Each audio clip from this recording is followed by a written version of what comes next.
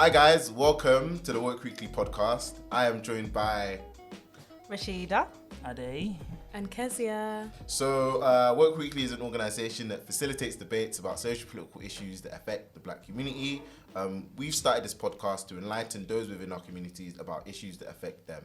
So today we're gonna kick it straight off with a topic about the economy and slavery. So the question is essentially, is there little difference between the current economic system and slavery? Ade, do you wanna start? Well, I proposed this topic, so I think I'll throw it to someone else to, Can I ask a question then? Okay. What is our current economic situation? Capitalism. One word. That's it. Capitalism. So is I slavery think it's different from... Capitalism. Yes. Or how we're treated under capitalism, or capitalism generally? However way you want to interpret it in that way. So the current one, which is what we have in... Just trying to draw establishing whether there is much of a distinction. Exactly. So the capitalism we have in But the year of our slavery was Lord capitalist, 2020. No? Yeah, it was. No, it was. But I think what I'm trying to say is like in terms of... Why are you laughing? No, he's right. That's how he was We've saying. clearly evolved from slavery. No, I'll mean like our work conditions. Maybe capitalism is the wrong word actually. Right, Our yeah, current that's work fine. conditions Okay. as employees, as people that work. Okay, so I've heard of wage slavery. Yeah. Where it's like people don't necessarily have a choice in terms of where they can work because they're very unskilled. Do you know what I'm trying to say? That's not what wage slavery is. So they have to basically accept the lowest paid job. That's not what wage slavery Alright, so is. what's wage slavery? Wage slavery is working for a wage. That's wage slavery. Yeah, no. It's not because you're accepting it because that's your skill. That's just working for a wage. No. I thought wage slavery was that. So, for example, you can't get a better paying job. Do you get what I'm trying to say? No, so wage slavery is just working for the money you get. No. Wage slavery. Well, obviously, there's no real definition in terms of that's not what it is. People that are critiquing the system of getting paid wages, they're the ones that came up with the term wage slavery. So when he had like people in the 1800s, when the women were working on the farms and stuff like that, and they decided to push them into the factories in terms of the Industrial Revolution, they were describing Women? Yeah. Okay. And they were describing that as wage slavery because they said they don't have control over what they're controlling, like what they're producing. So when we were working on the farms, they were doing their own thing, selling extra. When you're working for someone and getting paid for it, that's basically what wage slavery is. But obviously, when you have salary where you take sick time off, you can have family leave. Obviously, there's some people that will be saying that like what you're saying doesn't make any sense because obviously under slavery, no, but it's true. Under slavery, right? Mm-hmm. Black people. Well, it depends on what type of slavery. Black people are not the only ones that are slaves. We're not. I think, to be honest, if we're going to break, to have this discussion, I think it's very important to kind of break down definitions as they are, and then we can kind of establish and kind of gauge our opinions in relation to what those kind of established definitions are. So I think if we can define slavery, then that would help us kind of guide our discussions in terms of what opinions arise from there on. So I've just done a quick search online, and they've said slavery is any system in which principles of property law are applied to people, and they allow individuals to own, buy and sell other individuals. A slave is unable to withdraw unilaterally from such an agreement and works without remuneration. Yeah. Okay. Yeah, and I think it's important to basically clarify that we're talking about slavery that existed in the US. The transatlantic slave trade. Not necessarily. Not just the Or do you want to talk about slavery in general? Well, slavery is not like a new thing. No, but let's talk about the transact just to make it more, because we could talk about like Greek slavery and all of that, but let's just try and stick to. Okay, fair enough. But like I was just saying that like, okay, cool. So during that time, if you were black, you were a slave, and if you lived in America and you were black, you were a slave. You didn't really have a choice. You could buy yourself out freedom. You could buy your freedom. Okay, you could buy your freedom, but you could buy your freedom, but then you have the example of... You'll be lynched by the next man You that sees also you. have the example of Solomon Northrop, who was a freed man, but because for some reason they managed to capture him back into slavery and to trap him back into the slave system. So just because someone was kind of granted their freedom, he's an example of, someone that, even though you've been granted that status, that doesn't mean that status is going to be respected and upheld.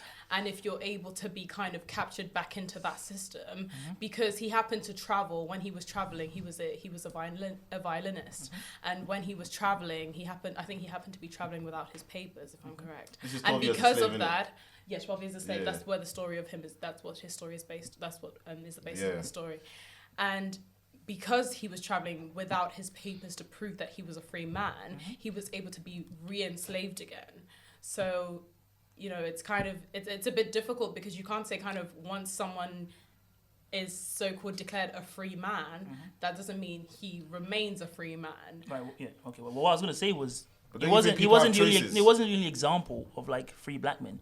The Spanish set up their colonies in Florida, which Florida is actually a Spanish name. It's Florida. That's how they pronounced it in Spanish. And black people were living as free, you know, same as the white people there. So it wasn't just being black made you a slave in America. There was different levels. Fair And white enough, people but were can slaves in you- America can too. you link it Can I back to also just the add as economic well? system? I know when we talk about the transatlantic slave trade, there's a tendency to just talk about the US, but it's not just Oh, about yeah, the US. Caribbean, About yeah. Transatlantic, there was a whole South triangle America. involved. Of course, and it's it not. included It's not. Africa, Yeah, no, the 100, Americas, 100. and the UK Yeah, as Lincoln, well. yeah, Definitely, yeah. Rasheeda's right. So. Yeah, no, you are right.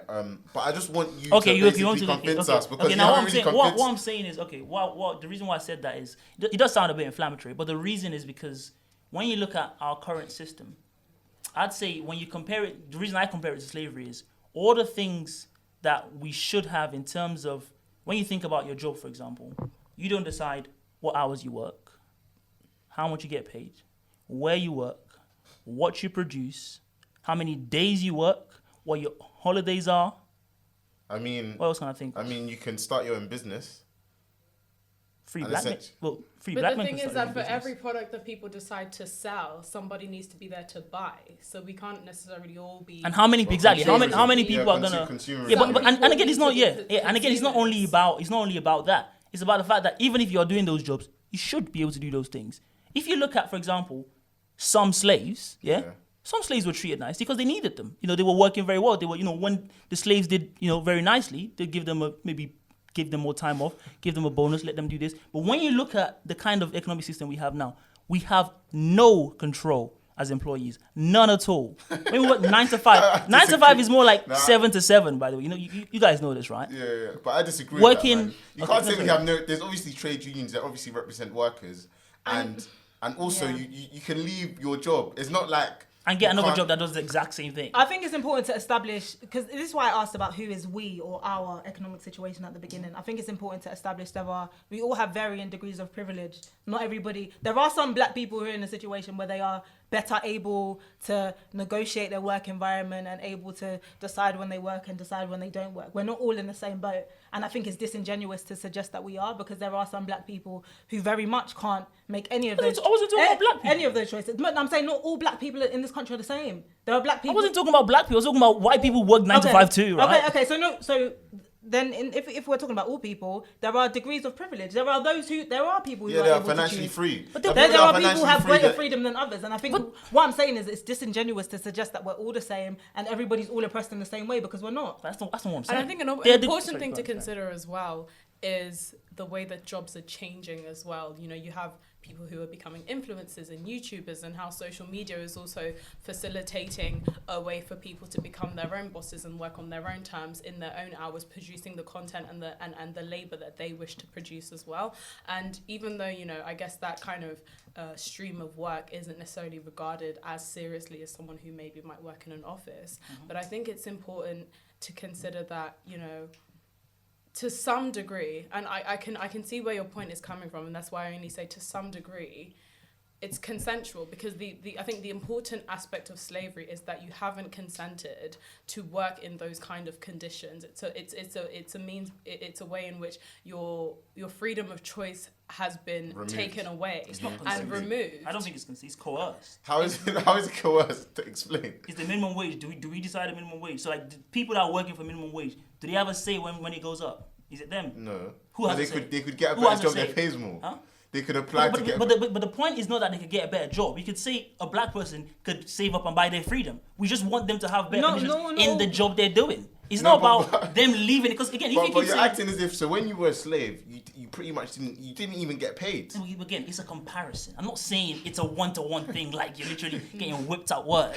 I I'm think using. I can agree that there's some aspects of, in terms of the products of capitalism, in terms of kind of exploitation, in terms of limits to the freedom of choice. I can agree with that, definitely. We do see how capitalism is able to kind of exploit people, and people who are not able to buy into the system because of their lack of access or their lack of opportunity, how they're kind of thrown to the wayside. And we see how capitalism works even in terms of, the environment, and how people who are living in the southern hemisphere are disproportionately affected by the impacts of industrialization and capitalism on the environment, and how that now affects people in terms of the way they're able to live in the southern hemisphere. So kind of, for example, you could say, the desertification in the Sahel that is happening because of all the industrialization, all the products that are built as a result of that demand that is created from capitalism, how that kind of disadvantages and how people are kind of exploited. You've got land grabbing where corporations come in, they seize land because people haven't got kind of necessary documentation to prove that they own them and they belong to that land. It's able to now be used to produce products, to produce minerals that are exported out of those African countries, and then there's those negative terms of trade and all those various impacts. I think you can liken some of the impacts of capitalism and this current world system, this current capitalist system as it exists. I'm not sure that a one-to-one comparison can be drawn between the two. The thing about what Ade said that he's touching, I feel like what he means is like we're all in a way slaves to the system, and we can't in effect change kind of the current economic system even if we wanted to. And another thing to note as well is that capitalism was built on slavery in a certain sense. Like if you look at the history of capitalism, what would happen when people would go to Africa and pick up slaves and then sell them in the US and the Caribbean, is that they would borrow money from banks to do that. Before capitalism existed, it was mercantilism, as in people would try and sell as many goods to other countries as possible. It was a zero-sum game. When capitalism came in, everyone could win because everyone could borrow money from the banks, go exploit essentially people, because what you have to understand is they stole wealth from Africa. They didn't what I'm saying, you put it beautifully. What I'm saying is that is exactly what happens now. But hold, hey, I haven't landed. Yeah, no, I was just saying. My bad. So it's like when capitalism came in, it was all about exploitation and stealing wealth. Yeah. Because what had existed before is that what you had was what you sold. Yeah. Do you know what I'm trying to say? And if you didn't have enough, you would be worse off. Yeah. But then when capitalism came in, all the Western countries stood to gain. Do you get what I'm trying to say? Everyone could profit because they were basically exploiting the countries. I wouldn't say West Western Africa. countries. I was saying rich people in the Western countries. Well, there were rich people in Africa too that took part in the slave trade. But again, what you touched on there is exactly. That equates to like 2% of the total slave population, so that's fine. What do you mean? In terms of when we're talking about Africans and their involvement, wealthy Africans, because obviously we're considering class here, wealthy Africans and their involvement in the slave trade, and the Africans that did sell slaves to outsiders and to the Westerners, that equated to about 2% of the total slave population. I'm not saying they were taking us. Well, that's not inconsequential thing to do. If you're like a king in some. It's not inconsequential, but in selling the grand scheme of things, Yeah, we're no, thinking I about know 98% of slavery I think she was just trying to say is that those people aren't really important. Okay, fair But enough. anyway, continue. Anyway, continue. What I'm trying to say is, what you touched on there, like you said when you first started, the looting of people's, time and their hard work. That's exactly, nothing has changed in terms of that system. Even if you have, like you were saying, someone in the corporate world where you say, I think you were saying earlier, people who have different, roles. That's true. People that, back in those days, the house helps and the people working in the fields had different experiences. They're still both slaves. When you talk about stealing people's livelihood, I'm talking about Jeff Bezos being the richest man in the history of the world. Where does he get that money from? His workers. He's stealing their work. These are people working for £8 an hour on benefits, working 2 to 3 jobs. How is that not a slave-like existence? They're working 50, 60 hours a week to do what? To do it again next week. To get home at 8 p.m., 9 p.m., have no time for their kids, no time for their family, no time for leisure. So what's the solution? Because they have to do it again. So what's the solution? I'm not talking about solution. I just want you guys to agree with me first that I'm completely correct in what I'm saying. I understand what you're saying. I think I do agree. I definitely do agree that it definitely parallels in terms of that kind of that exploitation that you're talking about, and that kind of the lack of freedom of choice. I'm definitely kind of with you there in that outside of this system, what do we have to choose from? Where can we, how can we choose to live our lives in a way that isn't in accordance with the system? It's difficult, and it's not, and the solutions aren't, available to us, because if those solutions are available to us, then that would mean a total disruption of the system, and the people who benefit from it would never allow it to happen. Yeah, so I'm definitely kind of with you on that point. I think there are parallels to be drawn. I don't know if we can make like a direct equation, but in terms of the features, if we're looking at what the features are of capitalism and of slavery, we're going to find a lot of similarities there. Yeah, no, 100%. 100%. I No, agree, 100%. Yeah. So Adi, you would do something with a married woman. I would. But like, why? Like, what would you do? What do you mean? What would I do? What Like, would you do? would you have like an affair, as in? I'm not having an affair. She's having an affair. No, I know, but like, would you like make it a regular thing, or is it like a one-time? Well, yeah, potentially we could do that. We could make that work. Basically, you're saying you don't care about their relationship, which is fair enough, I guess. Because if she doesn't care about her relationship, why should you care about her relationship? Yeah, no, Is that what you're saying? I think when they're like 15, 20 years into the marriage, I think, and they look into something like that, I think it's clear that, you know, the relationship is like the last thing on their mind, you know. But relationships, they have, you know, What ebbs if- and what if- flows. A lot of ebbs if you're looking What if there's at. kids involved? What if there's kids involved? Don't matter to me, you know. Their mum's a grown woman. She makes her own decisions. Don't worry about what she's doing. Damn. So you would be thinking about like, oh, what the kids thinking? I'm or- just not involved. There's more women in the sea, bro. Like, you know what I mean? You could go for women that are single, women that are divorced, if you like all the women. Why are you going No, for but married? I'm not gonna like specifically go out there like I'm trying to ruin a relationship. I'm trying to. But if It an opportunity happens. presented itself, then you have to, you know, consider it. Do you want to get married? Yeah, eventually, Okay. but not now. No. But Well- eventually you would like to get married. I think so. Although maybe by the time like 15 years from now, marriage is not even like that deep of a thing anymore. Where a lot of people aren't doing it. It's just like, you know. Do you keep it think? Do you, together. do, you, do you believe in marriage? Do you think it works? Yeah, I was Like, going to say, like, why do you want to get married? I don't. It's not like I want to get married as in like I have that ambition, like, oh, Right, it's something okay. I'd love to do. But if you're in that stage in a relationship, I think it's a situation where a lot of the time you're going out for 3, 4, 5 years. It seems like the next step. The next step. Yeah. Whereas if I was in a relationship and I was comfortable with how things are going, again, 10, 15 years down the line, the kind of dynamics may have changed where a lot of people are just not getting married anymore. It's not really that much of a big deal. So Yeah, I think a lot less people are thinking about marriage. there you go. I think in our parents' generation, it was like a must. Like, from what I'm reading, like the TL just in general, like the vibes are, it's not by force. Yeah, but I hear the discourse from people, but I do, in my own personal experience, I do feel like a lot of people are still getting married. No, they Like, are. a lot of they like are. No, they young are. people, a lot of church people. Yeah, well, Like definitely about- be yeah, getting church. married like 21, 20. No, but if you're in I'm saying church, that a lot. like you pretty much have to get married. Yeah, true. Yeah, That's the I'm not that dogma religious, anyways. so I wouldn't know. But Oh, fair. yeah. I know in my church it is a huge. You have to get married. Like if you don't, it's kind of. Did you grow up as a Christian or like? What? Yeah. My parents are Jehovah's Witnesses. I think I told you this. Jehovah's parents are what? Witnesses? Yes, my parents are Jehovah's Witnesses. Ah. All my family is. They're all baptized. But You're- did you leave it, or were you ever once? Well, I wasn't baptized, so technically you're not, because Jehovah's Witnesses don't get baptized at birth.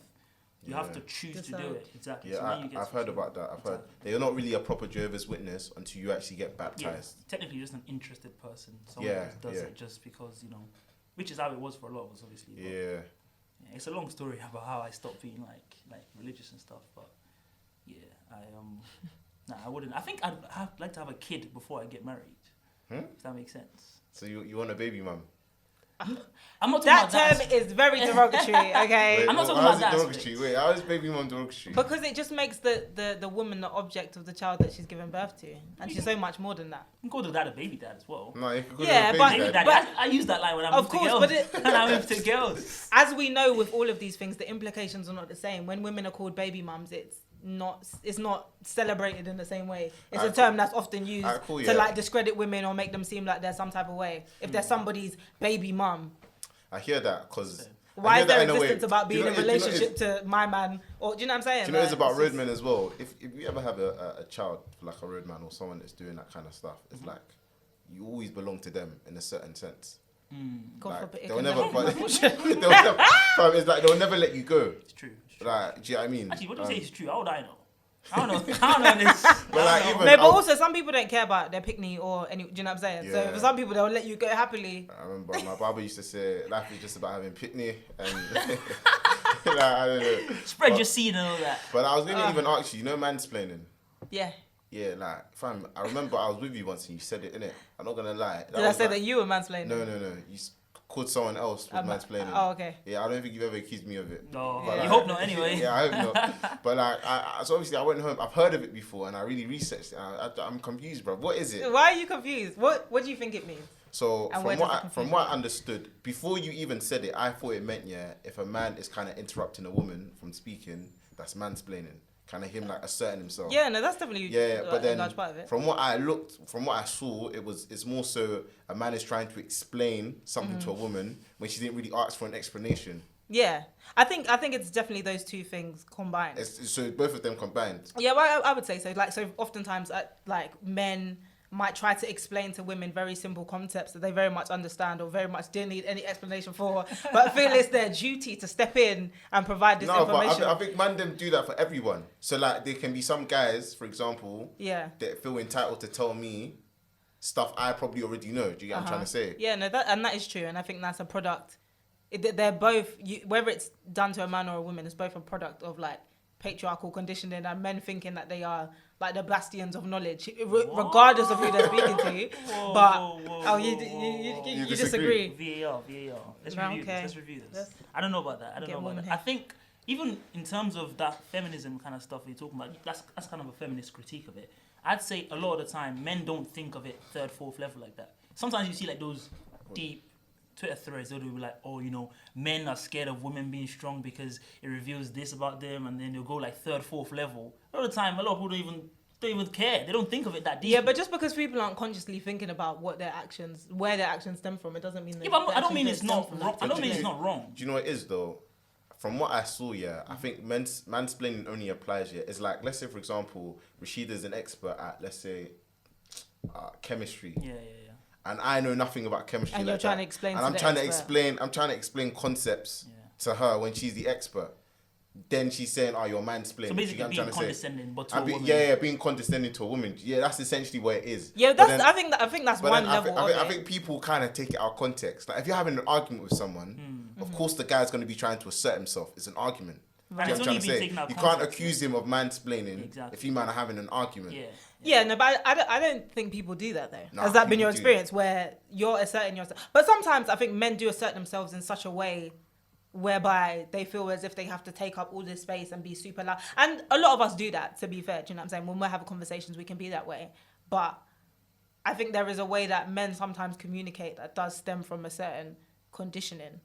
But what you're saying is because they have a word for it. So if you're just saying like, why are you being condescending? Everyone gets that. So like the woman, you know what the woman equivalent No, but like, I think bringing the gendered element into it is important because there are gender dynamics that happen when people are being condescending. Men feel as if they can be condescending to women. So yeah, but I feel like the woman equivalent is nagging.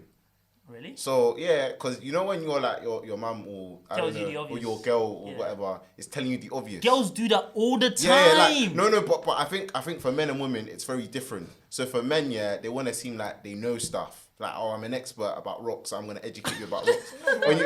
when you didn't even ask. I think for women, because obviously, especially with my mum, it's like make sure you turn off the light in the bathroom, or like, do you know what I mean? Like that kind of stuff. I feel like that kind of nagging stuff. Yeah, but she's probably saying that because you usually don't turn off the light in the bathroom. Do you know what it is? No, more time it's very condescending. Because more time it's like stuff you already do and you've already been doing. Yeah, but I feel like mums do that to sons, daughters. No, but then it's girls do it as well. It's not just mums. It's not just mums. It's like, I think it's women. Girls just because why don't you get it from dads? Why don't you get dads nagging at their sons? But even this term nagging, I feel like it's only a term that we attribute to women. Yeah, okay, what about mansplaining? No, it's true. But what about mansplaining? Because mansplaining is attempting to articulate a specific dynamic in conversations or in arguments where men, because of their maleness, feel that it's appropriate to speak over women, to explain things to women, things that women don't require. But I could say the same about nagging. Like, women feel empowered but what to I'm kind saying, of tell me... Nagging should be a gender-neutral term, right? So but it's not. No, but I don't feel like it's only used to describe women. It's like the word bossy. We don't talk about men as being bossy. It's one of those terms that is used to negatively describe women when they're trying to articulate something. No, but let's be real. Nagging is a thing. Okay, what about if a white woman does that to a black woman? So she's kind of like lecture a black woman or something. That's very much about privilege, and maybe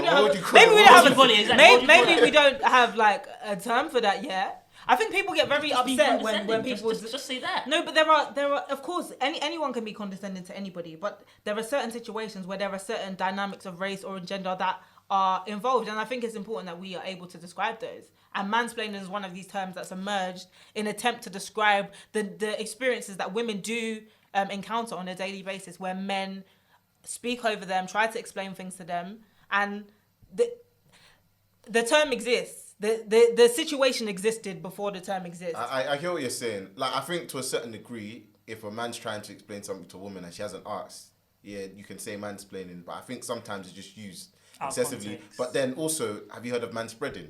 Yeah, where men spread I their had legs. that on the train. I had on the train coming here. What? I was Someone sitting tried to say down. you're No. manspreading? I was sitting down. Well, it was a weird thing because it was a baby that said it to me. For some reason, I don't know. She was a girl, but it was a baby. She was like, and she kept on kicking me. Kept kicking you. No, Yeah, but that's a baby, man. Be serious, no, bro. you reminded me of that. I'm not saying like that's what it meant. Okay, I'm just saying it kind of reminded me of the situation when it kind of made me Right. think like, am I actually? You made me conscious like, am I actually like But- sitting with my legs too wide? I don't Because- even mean to sound crazy in that, but don't you think men spread their legs because we have something down there? Like, we can't I think it's just cross more our comfortable way to sit down. I've been doing it as easily as women. We can't cross our legs as easily as women. But I don't even think it's about crossing your legs necessarily. It's when men like take up this enormous amount of space No, obviously, yeah. for Like, no reason. I've seen, And I think it's like emblematic and symptomatic my of the way they take up space in other ways, bro. This is what I mean. There's This is what no I need mean. for your legs to be This is what I mean. spread, wide. The reach. Because do you think it doesn't? Of course, it feels comfortable for me to spread my The reach. my legs. Then do too. it then. Who's stopping you? Do you know? But do you know Because what I don't want to inconvenience the rest of the world, bruv. You don't care about inconveniencing Do you know, people. do you know what annoys me about this kind of stuff, yeah? Because I feel like when people that are kind of like trying to promote feminism do this, yeah, you're Who told you focusing I'm so even much. trying to promote feminism? No, I'm not People saying just you. be- I'm not saying you. I'm just saying in general, yeah. I feel like people focus on the average Joe. Do you know what I'm trying to say? They're trivializing Yeah, it. because there's men with serious positions to power. They're not riding train. They're not man spreading. They've got The train is not the only I place see- you I see- I can see- No, but you they're can manspread. driving Ferraris, bro. I agree. They're not even getting public transport. But even moving away from that, there's like serious what's it called?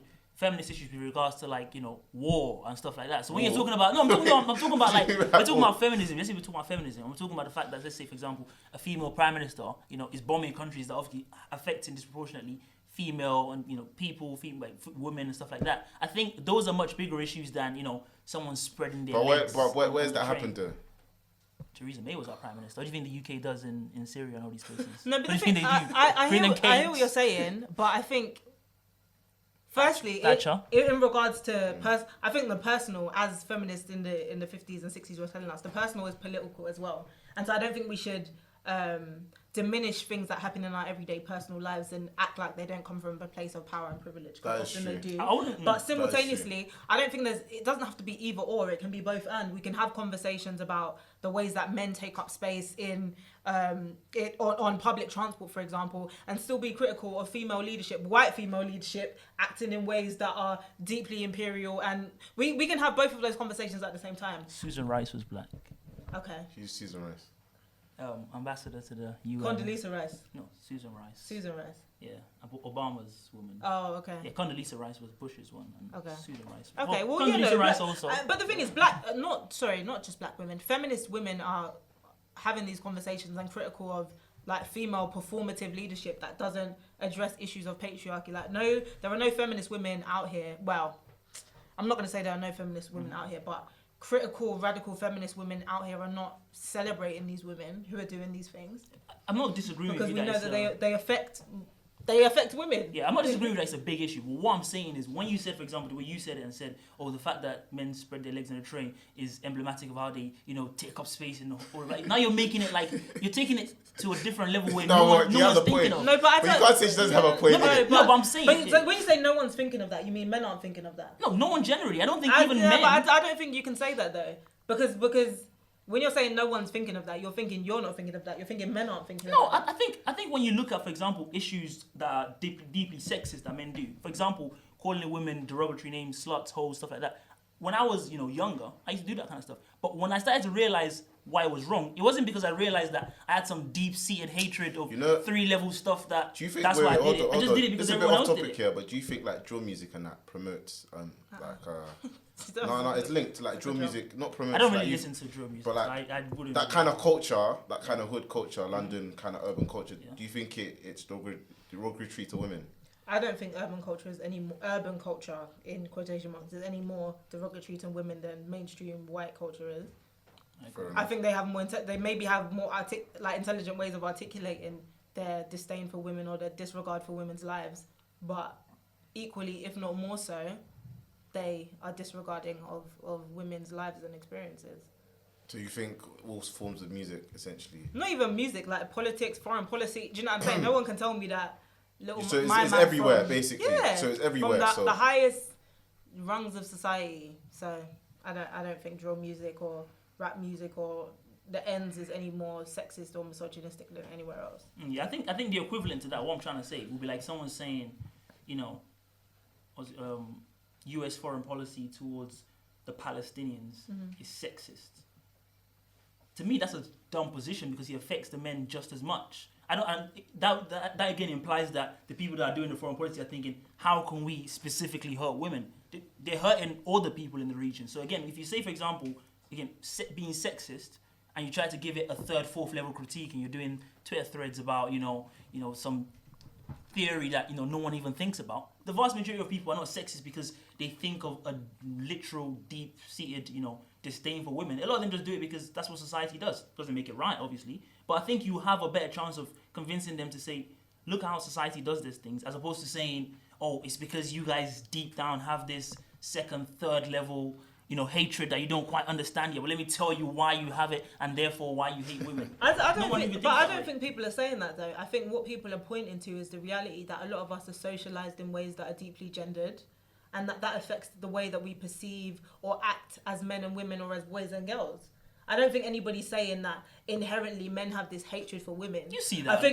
Quite a bit. I think what people are articulating or attempting to articulate, that there is a socialization. We live in a world that is deeply patriarchal, deeply sexist, and that affects both men and women, boys and girls from a really early age, and that affects the way that we act in the world. That's interesting because I remember on the way here, me and Rasheeda were having this conversation about like how kind of the white feminist movement has been kind of detrimental to like black men in a sense. You said this. Well, I said this, innit? And obviously she was trying to come from her angle. Mm-hmm. And like my main argument was the fact that obviously there's this narrative that black men want to hurt white women, for example. Do you know what I'm trying to say? And the whole kind of the white man needs to protect the white woman from the big bad black man. Yeah. And I think in certain spaces as well, obviously diversity is popular now. Like all these big firms want to bring more, diverse people in, and oftentimes you find that they want to bring white women in, and sometimes it blocks black men from coming in. Do you get what I'm trying to say? Because a lot of these diversity quotas, a lot of them are weighted towards gender than race, and if race is even a factor, then they will just throw in a black woman because they're ticking 2 boxes. I don't think that's necessarily true. Nah, I don't think so. You don't think that's true? No, not really. Are you imagining like the corporate world or sector? Yeah, so I'm talking about the corporate world in the sense that you see a lot of white women in senior positions. You see a lot more white women in senior positions than black men, for example. But it's interesting to me why it goes. You see a lot more white women than black men than saying you see a lot more white women than black women. There's almost this sense that black men feel like they should. What do you mean?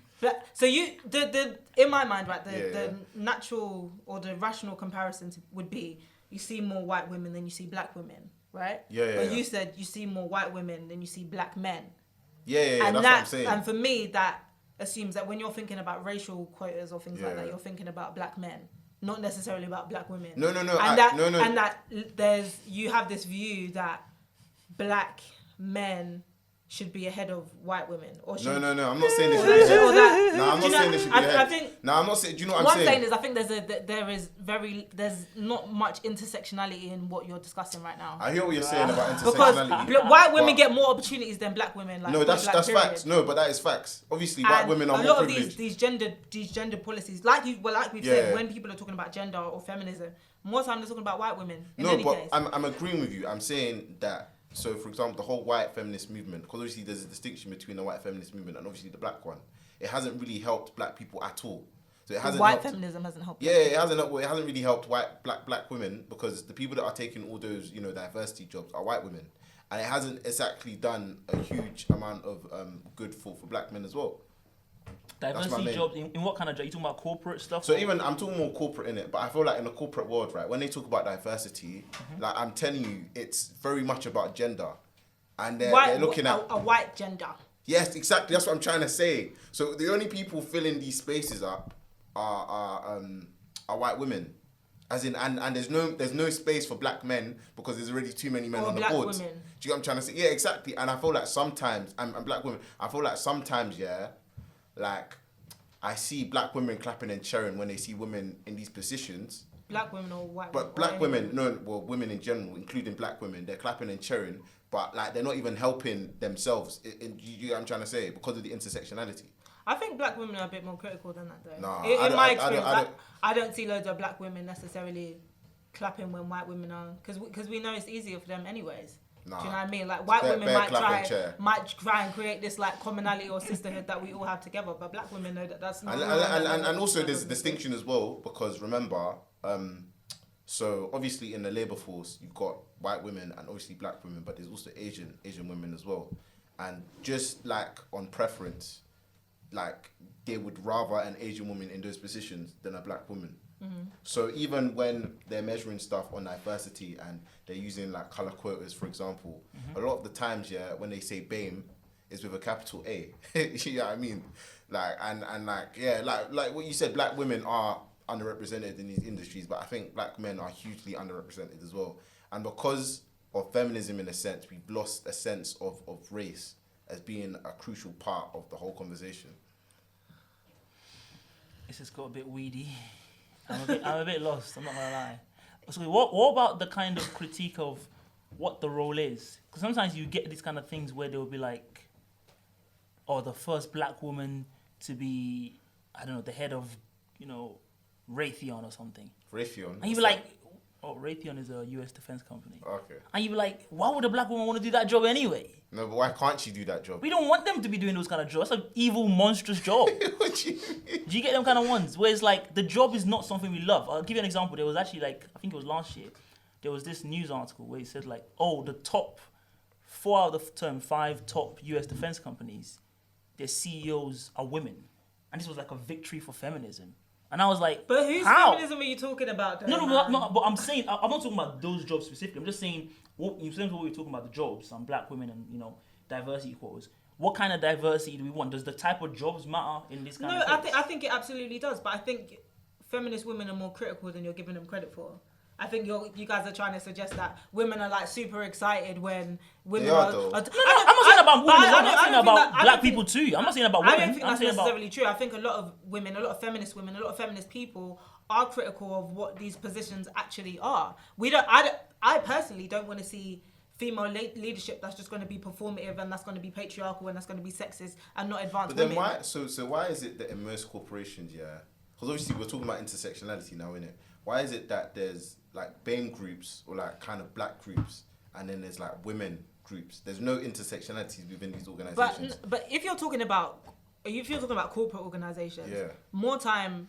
I think if you take a step back, so if you're to look at universities, for example, that are potentially more diverse than corporate institutions, you're probably more likely to see black women's groups because the numbers are there. If a place like where you work at tried to set up a black feminist or black women's group, how many black women are going to be there? That's true. So it forces people into a situation where they have to pick a side. And in my experience, black women are probably more likely going to lead towards the race group anyway than they are towards the women's group, because they know discussion of some of these white women's issues are not going to affect them. But people pick and choose. But I think the reason conversations about intersectionality arose is because there's a lot of sexism within black groups. Even now, in terms of black liberation movements, there's a lot of domination by black men in certain spaces, in terms of activist spaces. And black women want their voices to be heard and they want their concerns to be heard, because we can't talk about black issues without having an intersectional approach about thinking, how does this affect black women? How does this affect black LGBT people? How does this affect black elderly people? We're not a homogenous body. And the problem arises when we talk about blackness and only people we're thinking of is black, cis, heterosexual men. I don't personally, my personal politics, I don't really think much about diversity. I'm not going to lie. Why not? Because to me, I think... You know what, yeah? Let's do this topic here. So race versus class, yeah? which is the biggest barrier? No, but that's what you're talking about. Wait, No. what were you gonna say, though? So the question is race versus class. Which is the biggest barrier to success? Yeah. But like I was saying, I don't really think much about race in terms of diversity. That doesn't really affect me because the way I see it is, especially when we talk about these kind of things, we're not talking about diversity in terms of, bus drivers or diversity in terms of like bin men.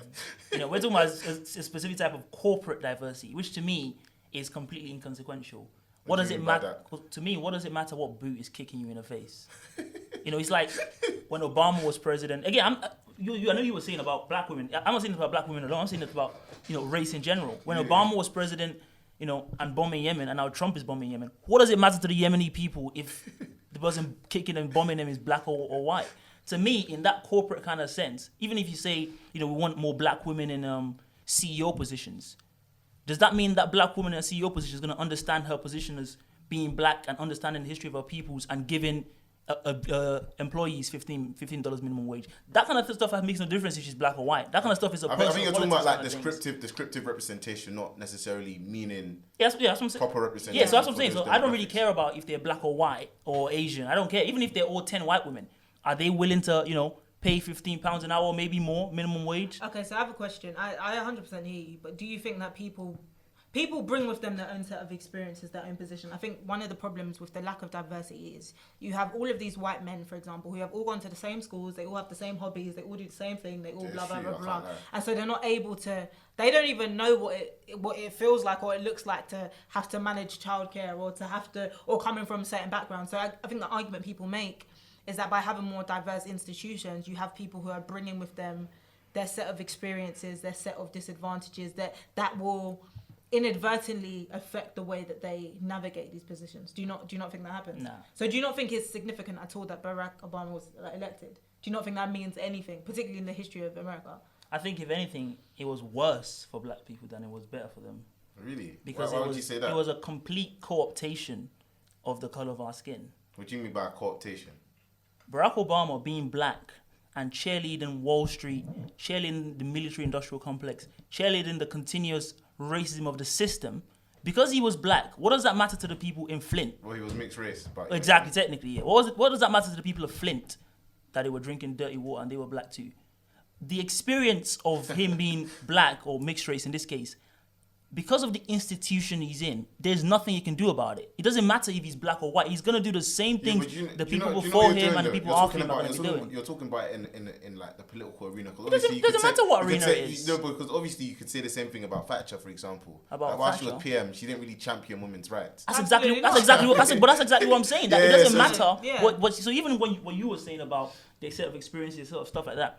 If you're in Goldman Sachs, or some hedge fund, you're a black woman, whatever you are, as you rise up in that kind of role, your job is not to care about poor people. Your job is to kick them in the face and make all the profit you can for Goldman Sachs. The corporate space. So it doesn't matter if you're black or white or Asian. You're going to do the same things. All the white people that you're claiming, the white men that go to the same schools, you're going to do the same things they were doing anyway. When you have... But I don't know if I think that's... No, but what we're trying to say I do hear you, but I don't think that's 100% the case, man. It is 100%. I think I do think that people bring with them their set of experiences that affects the way that they do jobs. It doesn't. And that's not to say that it's going to radically... Listen...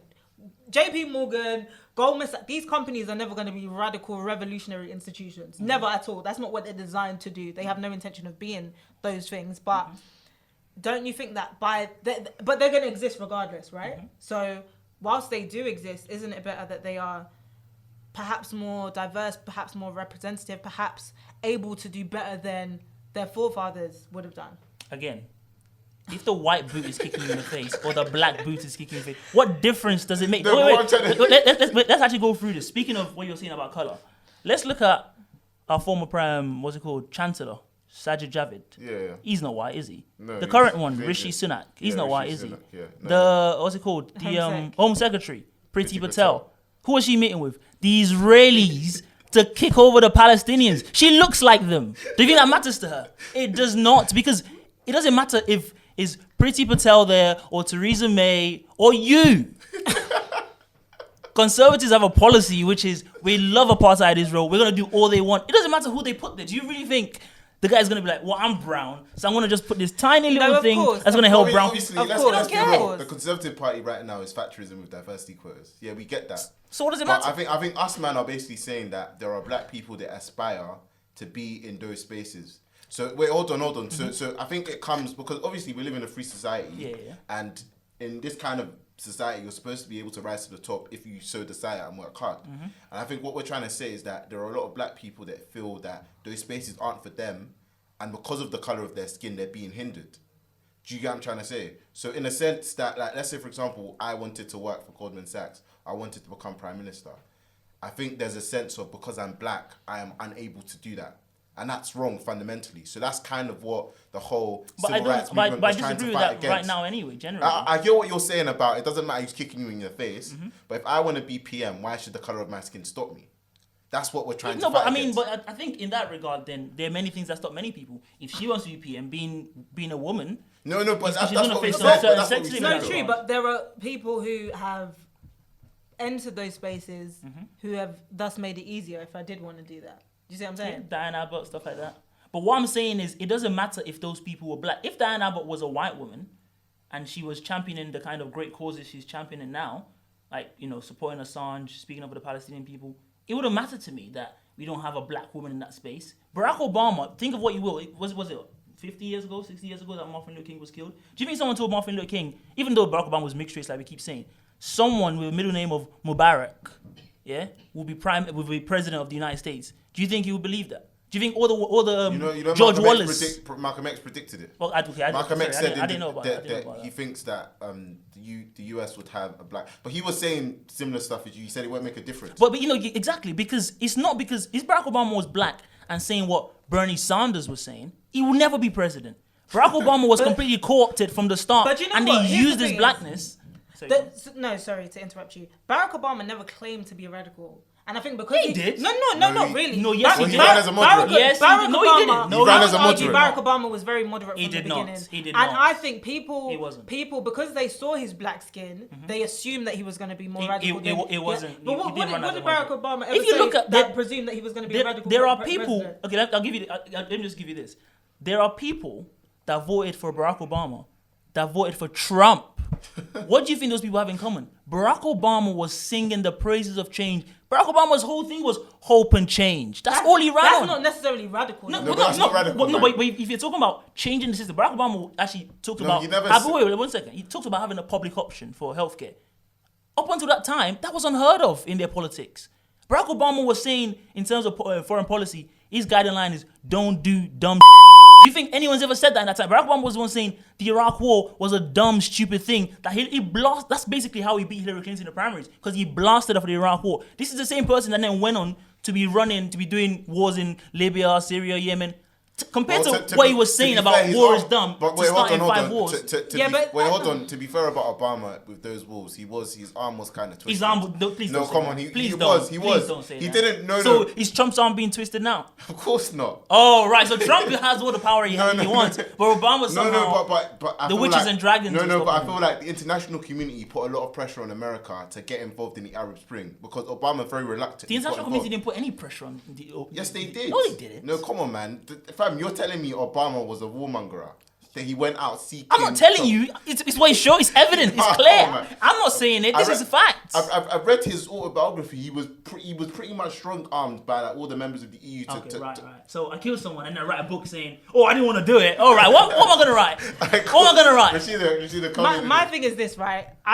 I hear what you're saying about change it, but I don't think it's fair to say that Barack Obama ran on a radical platform. I think Bernie Sanders is someone who's actually talking about explicit policy that is radical and hasn't been done before in that context. I don't think that Barack Obama ran on such a radical position. When you look at the sign of the times, Barack Obama did run on a radical. I think radical is a stretch. I think radical is a stretch. Okay, maybe not. Well, if you look at the sign of the times in terms of where the country was, Iraq War. You know what just happened, isn't it? The financial crisis. Yeah. And someone saying exactly. Someone repudiating that system and saying, all of these people have failed you. Elect a black man with a Muslim middle name. that is revolutionary. Because people are looking at that and saying, Do you know what it is? it's the same reason people vote for Trump. But I Trump is think a revolution. A lot of people were saying that the banks had flopped. But He wasn't saying the banks have failed and we need to completely dismantle this system and completely change it. No, he wasn't. That's saying not that. really what he was saying. That. And also, They were I trying think to we're bail out. focusing- They were trying I to think bail out we're the I don't. focusing Barack too much Obama never on- said he was Wait, going to hold bail out on. the I think we're banks, right?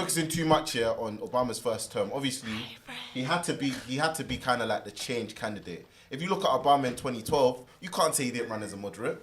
Okay, 2008, he had to run as like, change candidate. And it was more rhetoric, it was more discourse, man. Fam, in 2012, Yeah, well, you can't look, say it was Obama didn't run more as a moderate in like 2012. a marketing campaign. No, then in but- terms of actual policy, Yeah, but that's was radical. but that's how everyone runs. No, When but you what look I'm saying, if you look at someone like Bernie Sanders, he actually has policy. No, I know. Explicit policy that is presenting, is not just presenting as radical, that is radical. No, but you and I Barack know that. Obama didn't No, but do you that in the same see, way. But a lot of the time, what makes someone radical? You're right. You say policy is the real radical thing. But a lot of the time, what the vast majority of people know is what you're saying. When Trump was going around saying, Trump said, this is his words, I'm gonna give healthcare to everyone. That's a single payer position.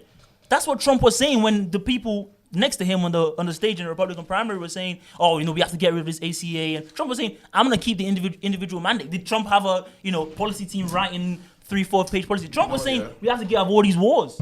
Did he mean it? But people voted for him because they believed it. He beat the most experienced person in the history of the country. Why do you think that is? she won the People popular believed. vote. Yeah, well, I mean, that's what's that? I feel like there's a lot of reasons that happened. But because people saw him as revolutionary, they genuinely believe this guy is gonna spit in the face of the system, and he's telling us all the right things. It doesn't matter that he didn't have a platform. Barack Obama was saying the same thing. He wasn't doing like you say with Bernie now, writing 3-4 level policies and having everyone saying I'm gonna pay for it by doing this, doing that. But when people are angry at the system like that, you don't need to be doing all that. All you have to do is tell them. When you look at people that went to Trump rallies, you know what they say? He had them at NAFTA. All Trump had to say was NAFTA. People were going crazy. Doesn't mean now he's trying to do a worse version of NAFTA. You know what? Sorry. No. Just because Keziah's come now. Okay. So that concludes this episode of the WOKEWeekly podcast. Tune in next time. We'll be discussing more issues that affect the Black community. That's been the podcast. Take care.